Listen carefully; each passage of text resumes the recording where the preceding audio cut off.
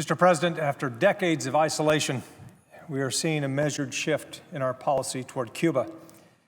We've resumed diplomatic relations, we've expanded travel opportunities, lifted caps on financial assistance between families, and we've eased trade restrictions.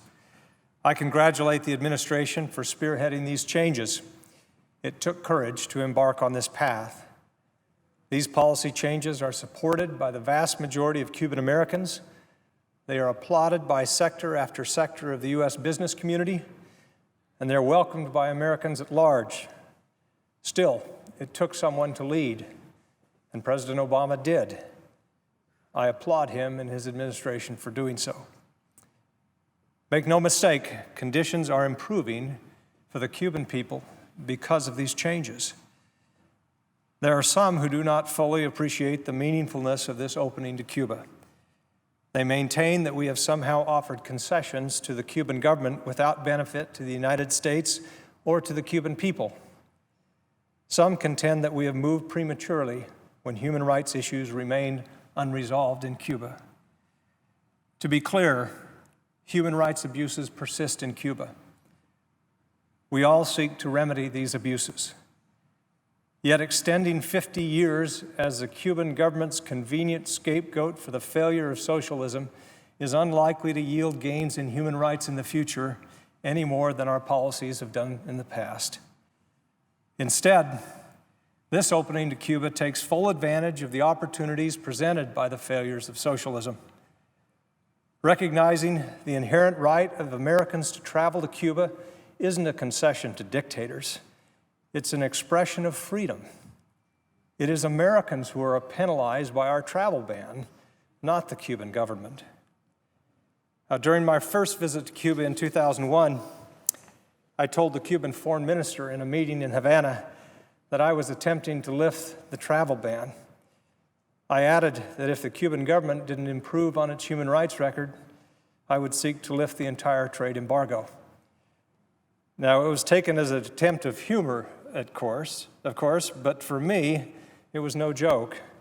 I've always believed that denying Americans the ability to travel to and trade with Cuba has done more to extend dictatorial rule on that island than any other policy we could have adopted. For far too long, U.S. administrations, both Republican and Democrat, have insisted that U.S. measures like ending the travel ban or easing the trade embargo must be met by moves by the Cuban government to improve the human rights condition of the citizenry. Now, I understand this instinct, but I would submit that ending the travel ban and easing the trade embargo, even when done unilaterally, leads to better human rights conditions in Cuba. Milton Friedman wrote that economic freedom is an indispensable means toward the achievement of political freedom. Far from being concessions to dictators, changes in our policy toward Cuba are reinforcing and advancing opportunities for Cubans in the private sector. Citizens who are totally dependent on government for their livelihood are subject to the whims of all-powerful leaders in a way that those who are economically independent are not. In a very real sense in Cuba, the economic agenda is the human rights agenda. Now, recognizing its precarious economic position in recent years, the cash-strapped Castro regime has laid off thousands of government workers, and it has expanded legal opportunities in the private sector.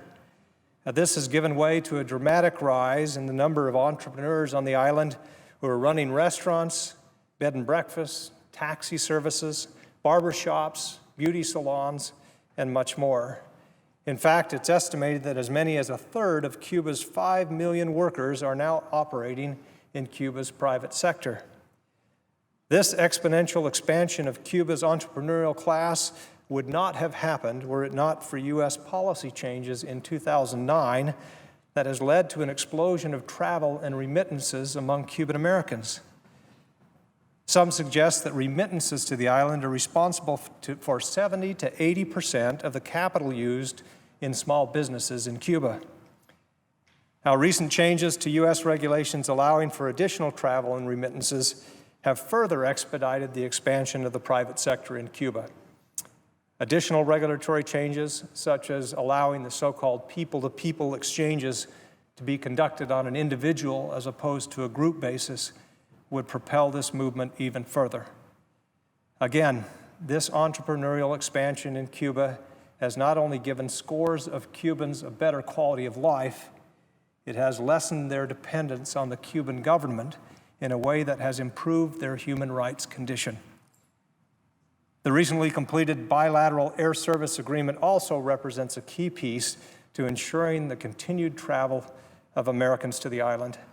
This agreement will, for the first time in 50 years, provide scheduled air service between the U.S. and Cuba. Frequent and regular travel between the two countries will continue to open economic ties, and it will lead to private sector economic opportunities on the island.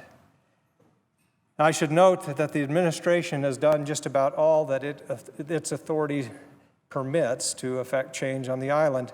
In the coming months, it will be up to Congress to take the next steps. I hope that we, particularly those of us on this side of the aisle, who believe so strongly in the value of free markets and free enterprise, will remember these principles as we promote democracy and human rights in Cuba. Margaret Thatcher famously said, "There can be no liberty unless there is economic liberty." This statement is as true in Cuba as it is anywhere in the world. It is my hope that this principle will guide our actions as we endeavor to promote freedom and liberty in Cuba. I yield back the balance of my time.